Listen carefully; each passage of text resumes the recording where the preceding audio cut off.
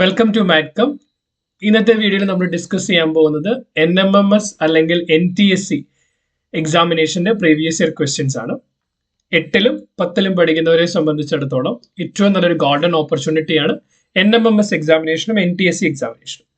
NTSC examination 10ാം ക്ലാസ്സിൽ നടക്കുമ്പോൾ ആഫ്റ്റർ ദാറ്റ് ഈ എക്സാം പാസ്സാവുന്നവർക്ക് +1ലും +2ലും 1250 രൂപ പെർ മന്ത് വെച്ചും, പിന്നെ ഹയർ ക്ലാസ് UG PG എക്സാമുകൾക്ക് UG PG സ്റ്റഡീസിന് 2000 രൂപ പെർ മന്ത് വെച്ച് നിങ്ങൾക്ക് സ്കോളർഷിപ്പ് കിട്ടുന്നതാണ്.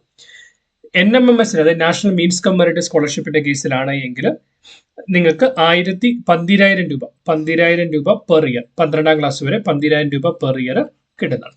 സോ ഈ രണ്ട് സ്കോളർഷിപ്പ് എക്സാംസും വളരെ ഇമ്പോർട്ടന്റ് ആണ്. അപ്പൊ എക്സാംസിന്റെ പാറ്റേൺ ഡീകോഡ് ചെയ്യാനായിട്ട് നമുക്ക് കുറച്ച് പ്രീവിയസ് ഇയർ ക്വസ്റ്റ്യൻസ് ഈ വീഡിയോയിൽ ഡിസ്കസ് ചെയ്ത് നോക്കാം. Okay, fine.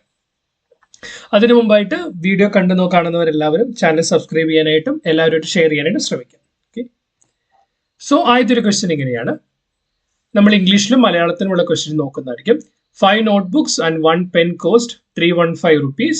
5 notebooks and 2 pen cost 330 rupees. What is the cost of a notebook? അതായത് 5 നോട്ട്ബുക്കിനും ഒരു പേനയ്ക്കും കൂടി 315 രൂപയാണ് വില.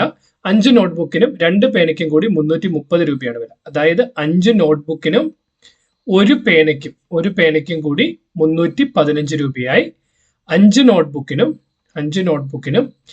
2 പേനയ്ക്കും കൂടി 330 രൂപയായി. അപ്പൊ ഈ രണ്ട് കാര്യങ്ങളെ നമ്മൾ കൺസിഡർ ചെയ്ത് നമുക്ക് മനസ്സിലാവും ഇവ രണ്ടും തമ്മിലുള്ള വ്യത്യാസം എന്ന് പറയുന്നത് ഒരു പേനയുടെ വ്യത്യാസമാണ്.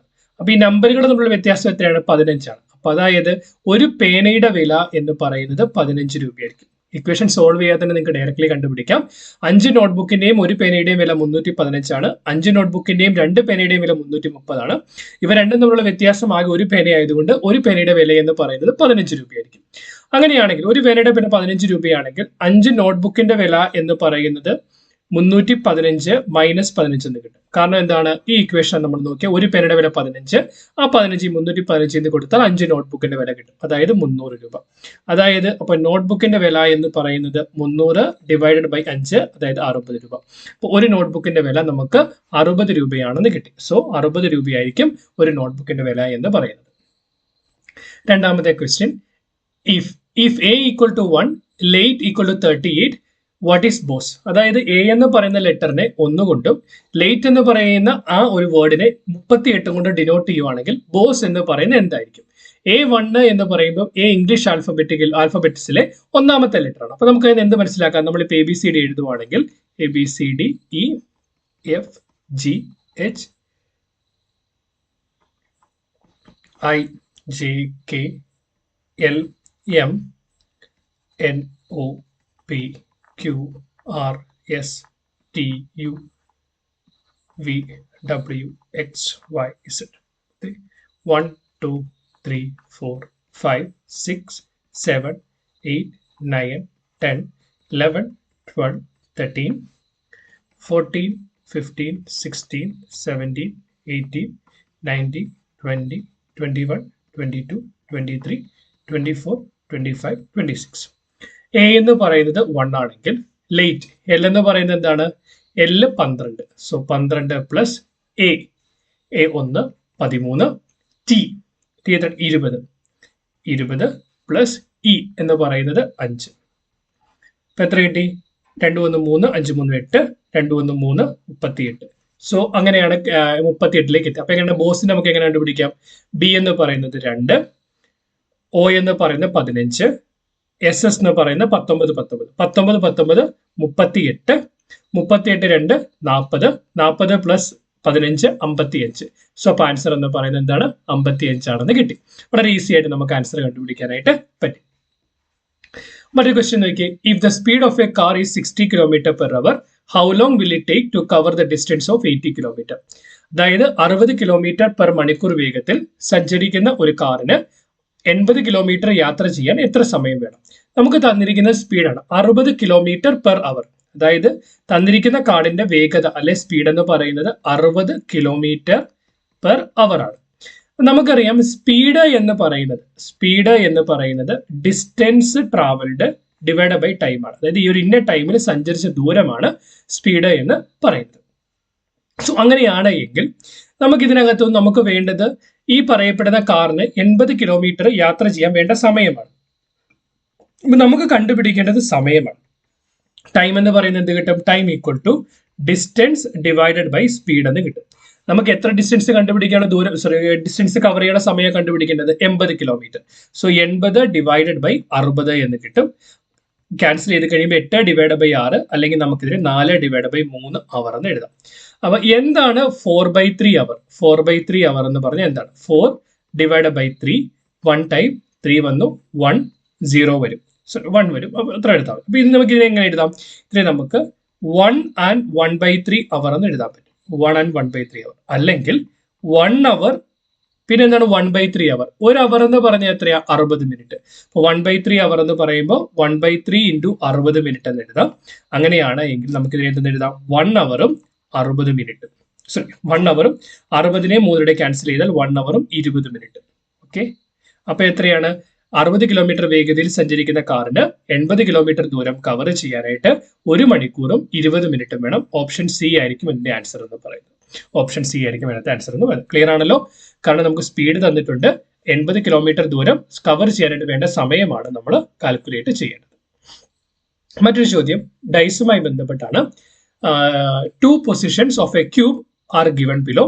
How many dots are on the face opposite to that of the containing that containing 5 dots. അതായത് ഒരു ഡൈസിന്റെ 2 സ്ഥാനങ്ങൾ ചിത്രത്തിൽ കാണിച്ചിരിക്കുന്നു.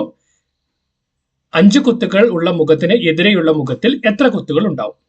നമുക്ക് നോക്കാൻ തന്നിരിക്കുന്ന ഡൈസിനെ നമ്മൾ താഴോട്ട് എടുത്തൊന്ന് വരയ്ക്കുവാണെങ്കിൽ നമുക്ക് ആ ഡൈസ് നമ്പറിന് പകരം, ഫോർ എക്സാമ്പിൾ ഡോട്ടിന് പകരം നമ്മൾ നമ്പർ വെച്ചിട്ട് എഴുതുവാണെങ്കിൽ നമുക്ക് ഇച്ചിരി കാൽക്കുലേറ്റ് ചെയ്യാൻ എളുപ്പമാണ്. ഇവിടെ 4 ഡോട്ട് ഉണ്ട്, ഇവിടെ 2 ഡോട്ട് ഉണ്ട്, ഇവിടെ 1 ഡോട്ട് ഉണ്ട്.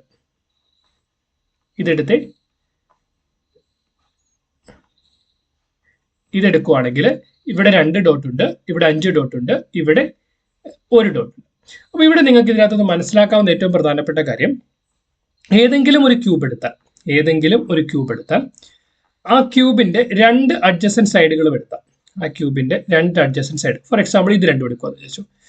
നമ്മൾ ഇതിനെ 1 ആയിട്ടും ഇതിനെ 2 ആയിട്ടും കൊടുത്താൽ ഈ 2 സൈഡിനും അഡ്ജസന്റ് ആയിട്ട് വരാവുന്ന 2 വശങ്ങളേ ഉള്ളൂ. ഒന്ന് ഇതും ഒന്ന് ഇതും. ഒരു ക്യൂബ് എടുത്താൽ ആ ക്യൂബിനെ സംബന്ധിച്ചിടത്തോളം ആ ക്യൂബിന്റെ 2 അഡ്ജസന്റ് സൈഡുകൾ എടുത്താൽ അതിന് അഡ്ജസന്റ് ആയിട്ട് വരാവുന്ന 2 വശങ്ങളേ ഉള്ളൂ. അപ്പൊ ഇത് 1, 2, ഇത് 4 ആണെങ്കിൽ മറ്റൊരു അഡ്ജസന്റ് സൈഡ് എന്ന് പറയുന്നത് താഴത്തെയാണ്.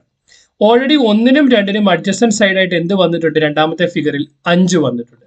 അങ്ങനെയാണ് എങ്കിൽ ഈ സൈഡ് എന്ന് പറയുന്നത് 5 ആയിരിക്കും. അപ്പം 5ന് ഓപ്പോസിറ്റ് വരുന്ന നമ്പർ ഏതാണ്? 5ന് ഓപ്പോസിറ്റ് വരുന്ന നമ്പർ എന്ന് പറയുന്നത് 4 ആണ്. ഓപ്പോസിറ്റ് വരുന്ന നമ്പർ 4 ആണെന്ന് കിട്ടും. അപ്പൊ എങ്ങനെയാണ് നമുക്ക് കിട്ടിയത്? ഒരു ക്യൂബ് എടുത്തു, ആ ഒരു ക്യൂബിനെ സംബന്ധിച്ചിടത്തോളം 1, 2, 4 തന്നെ, മറ്റൊരു ക്യൂബിന് 1, 2, 5 തന്നിട്ടുണ്ട്. അപ്പൊ 2 വശങ്ങൾ തന്നിട്ടുണ്ടെങ്കിൽ ആ 2 വശങ്ങൾക്ക് അഡ്ജസ്റ്റന്റ് ആയിട്ട് വരാവുന്നത് എന്ന് പറയുന്നത് 2 ഫേസ് കൂടി മാത്രമാണ്. അതിലൊരു ഫേസ് 4 ആണെങ്കിൽ മറ്റേ ഫേസ് എന്ത് വരും? 5 വരും. ആ 2 ഫേസുകളും ഓപ്പോസിറ്റ് ഈച്ച് അതർ ആയിരിക്കും. അങ്ങനെയാണ് എങ്കിൽ 5ന് ഓപ്പോസിറ്റ് വരുന്ന നമ്പർ എന്ന് പറയുന്നത് 4 ആയിരിക്കും. ക്ലിയർ ആണല്ലോ?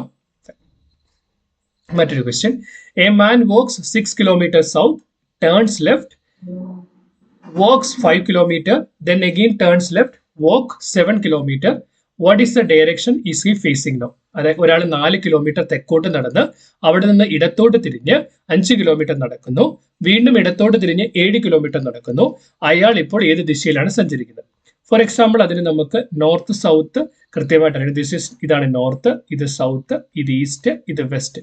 മലയാളത്തിൽ എഴുതിയാൽ ഇത് കിഴക്ക്, ഇത് പടിഞ്ഞാറ്,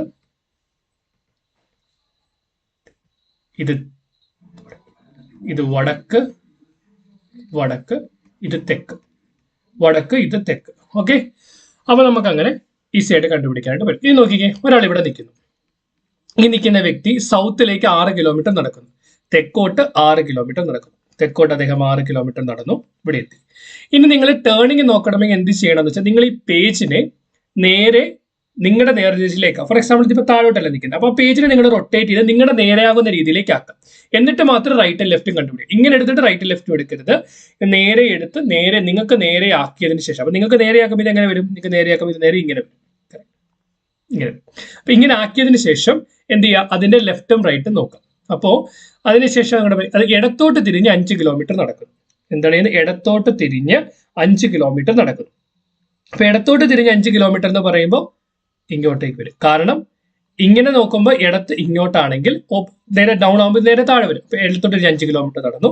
ഇങ്ങനെ എത്തിയ വസ്തുവിൽ, ഇങ്ങനെ എത്തിയ പോയിന്റിൽ നിന്ന് അയാൾ എന്ത് ചെയ്യുന്നു? അയാൾ വീണ്ടും ഇടത്തോട്ട് തിരിഞ്ഞ് 7 കിലോമീറ്റർ എടുക്കുന്നു. ഇപ്പൊ ഈ ലൈനെ സംബന്ധിച്ചിടത്തോളം ഇത് റൈറ്റ് ഡയറക്ഷനും ഇത് ലെഫ്റ്റ് ഡയറക്ഷൻ. ഈ പോയിന്റിൽ നിന്ന് വേണം നോക്കാൻ. ഈ പോയിന്റിൽ നിങ്ങൾ നിന്നാൽ ഇത് റൈറ്റ്, ഇത് ലെഫ്റ്റ്. അപ്പൊ ലെഫ്റ്റിലേക്ക് എത്ര നടന്നു? 7 കിലോമീറ്റർ നടന്നു. അപ്പോൾ അയാൾ ഏത് ദിശയിലാണ് സഞ്ചരിക്കുന്നത്? ഇത് ഏത് ഡയറക്ഷനാണ്? ഇത് വടക്ക് ഡയറക്ഷൻ അല്ലെങ്കിൽ നോർത്തേൺ ഡയറക്ഷൻ. ഓപ്ഷൻ ഡി ആണ് ആൻസർ, അല്ലെങ്കിൽ വടക്കാണ് ഇതിന്റെ ഉത്തരവെന്ന് പറയുന്നത്. എക്സ്പ്ലനേഷൻ ക്ലിയർ ആണെന്ന് വിശ്വസിക്കുന്നു. നിങ്ങൾക്ക് എന്തെങ്കിലും സംശയം ഉണ്ടെങ്കിൽ അത് കമന്റ് സെക്ഷനിൽ പറയുക. ഏതെങ്കിലും ഒരു ചോദ്യത്തിന്റെ ആൻസർ കാണാൻ താല്പര്യമുണ്ടെങ്കിൽ അതുകൂടി നിങ്ങൾ കമന്റ് ചെയ്യാനായിട്ട് ശ്രമിക്കുക. പിന്നെ വീഡിയോ കാണുമ്പോൾ നിങ്ങൾക്ക് വീഡിയോ ഇഷ്ടപ്പെട്ടാൽ അത് കമന്റ് ചെയ്യുക, കൂട്ടുകാരുമായിട്ട് ഷെയർ ചെയ്യുക, ചാനൽ സബ്സ്ക്രൈബ് ചെയ്യുക. Keep watching, keep learning. Thanks for watching. By.